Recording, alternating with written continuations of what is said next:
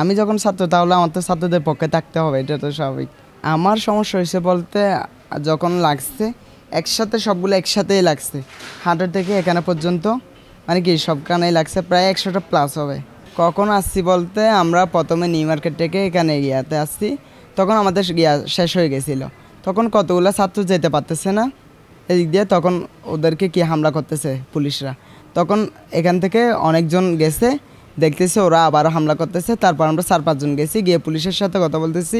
আমি বলছি আপনাদের সন্তান হলে কি আপনারা এইভাবে কি গুলি করতে পারবেন? তো একজন বলতেছে আমাদের অনুমতি আসছে, অনুমতি দিছে, এই কারণে আমাদের গুলি করতে হচ্ছে আমাদের চাকরি বাঁচানোর জন্য।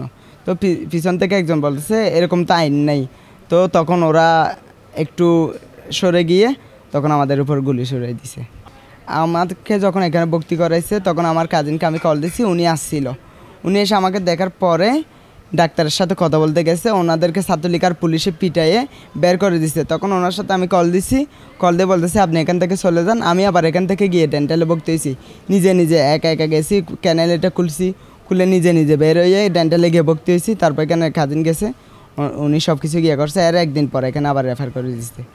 আমার তো শরীরে প্রচুর পরিমাণ ব্যথা ছিল, এটা তারপরেও বিজয়ের আনন্দ তো হাসতে হবে। আমাদের বিজয় যখন হয়েছে আমরা বিজয়ী, আমাদের হাসতে হবে, এটা স্বাভাবিক।